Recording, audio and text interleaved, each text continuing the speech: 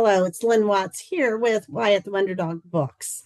And today I'm going to be talking about how to approach and to help a student or a child. It obviously you could do this in any kind of situation, but someone who is upset. All right. And quickly before I do that, I hope that you will like this video and subscribe because that helps obviously with the algorithm and helps to get it out to more and more people. So the first thing that is important, and this is sometimes the hardest thing, is to be calm and grounded yourself. So we know that children pick up on our own tone and our own emotional feelings, and they tend to get caught up in that or reflect that back. So if you've got a student who's really upset and you also immediately feel very, wound up, upset, frustrated, any of a million different feelings, then that is going to interfere with your ability to help that student. So as much as possible, I think we need to step back for just a nanosecond, take a deep breath ourselves, make sure that we're grounded and that we're not caught up in whatever that hysteria is. So, make sure that you're keeping your body language open, relaxed, that sort of thing. So that's number one. Secondly, we want to use kind of we might call it sort of a soft interaction or presence as we approach the student. So we don't want kids to feel pressure, either pressure to talk or pressure to change how they're feeling or acting or any of that. Rather, we want to offer kind of a quiet, supportive sort of presence. So we might say something like, "I'm here for you." We might say, "Would you like to sit with you, or would you like to sit with me for a bit? Or how about if we take a break together?" Let me also add that this is a good time as you assess the environment that you're in. If you're right in the middle of, I don't know, a large group of adults or children or a class or a chaotic environment anyway, the lunchroom, recess, any kind of situation like that, this is a good time to say, let's move and you identify a quieter place. So maybe it just means moving over to a bench where you're not the center of attention. Maybe it means moving back to your office. Maybe it means moving out of the classroom. You decide. But using a very calm, soft kind of, "I'm here with you. Let's take a break together" kind of approach. You're offering presence, not pressure. That's the key thing there. The next thing that you want to do, this number 3, is to name the feeling. And it's always helpful to not only help the student recognize how they're feeling and be able to name it, but also to let them know that you see that feeling. And so you're not negating the feeling, you're validating how they're feeling. So you might say, "I see that you're really sad," or "I see that you're really upset or frustrated or angry," whatever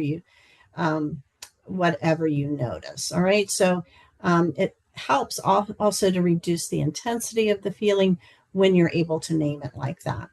The next thing, number 4, is you might want to use some sort of grounding technique. And what we mean by that is taking them out of the feeling and the thoughts that are roaming around hysterically in their head, and rather just paying attention to what's going on around them. So this is a point where if a child is very anxious or frustrated, if you happen to have with you or brought with you some sort of little stress ball or something, you might say, "Sometimes it helps me when I'm frustrated like this to just kind of fidget with something." So you might use that at this point.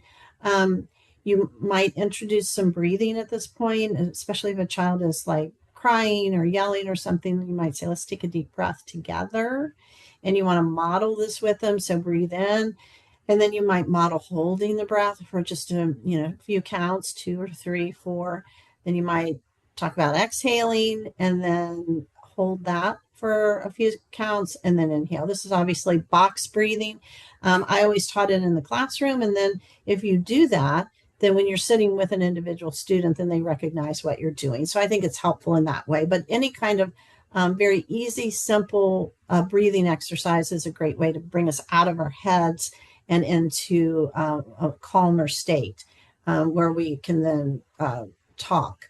The next thing we want to do is offer some choices to them to help them let you know what is going on. All right. So rather than just saying what happened, we might say, would you like to talk about it? So we're giving them a choice of whether or not they want to share it. And then you might offer them different ways to do that. Would it be easier for you to talk about it? Would you like to write, draw, just, given whatever, whatever they're able to do and whatever they are most drawn to doing. You might offer to sit, or you might say, it seems like you need some movement. Would you like to walk? You can walk around as we talk, or something to that effect. All right. So offer them some different choices. So you're giving them a sense of control. Not only in what's about to happen next, but in what they do and how they feel. So choices are important. The next thing that you want to do is you want to be sure and validate what's happening, not minimize it. And I think, we talk about this all the time, but rather than saying there's nothing to be upset about, or don't let that bother you, or you shouldn't let something as minor as that get a hold of you, or so, rather just validate obviously how they're feeling. So it might be as simple as saying, wow, that sounds really tough, or that sounds hard, or it sounds like that really hurt your feelings, or it sounds like that was a very difficult situation for you. Whatever you can offer them to validate, again, the feeling and where they are with it. Which of course helps them feel like you're with them in this rather than you're trying to get them out of it. It helps them know that you're with them in it and you're going to work with them with how they're feeling. And then the final thing is, I think it's important to know when you want to give them space and when you want to step in. So there are some obvious situations where perhaps you want to step in. If they're hurting themselves, they're hurting someone else, if they're in a dangerous sort of situation. You want to know kind of what is it that you need to do there.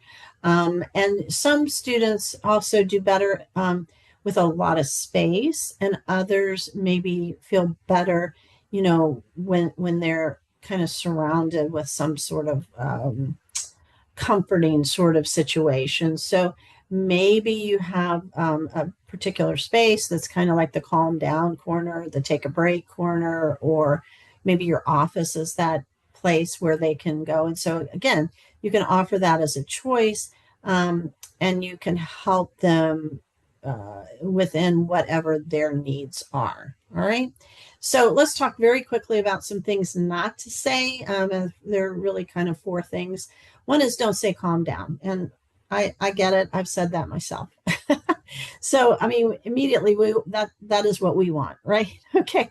But it's kind of like if you've ever been really upset and somebody said to you, just stop it, stop being mad, stop crying.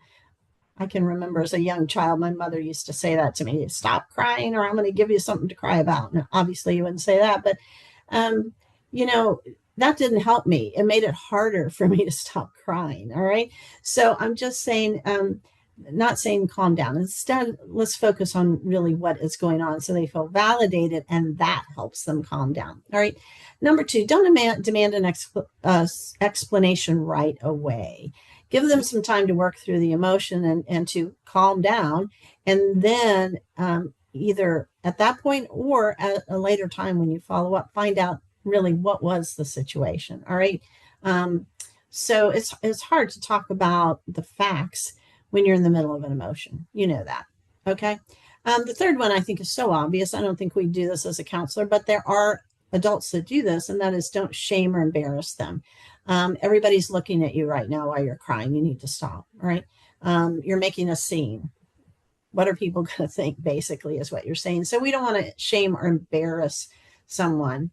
And then finally, You don't want to overreact. And I've already said you need to ground yourself and be that calm, supportive presence. Um, but also we want to make sure that we don't like take it personally. Like this is someone you've worked with and they should know what to do by now. I've taught you how not to be frustrated. I've taught you not to, lose it and get all upset. So you don't want to take it personally. You just want to help them, be with them during this time and help them get to a place where they can be back in charge, which is not only your goal, but ultimately, I feel pretty certain is their goal as well. All right. So I hope that these have been helpful to you. And I want to thank you, as always, for all the things that you do to make a difference in children's lives. Thanks for listening.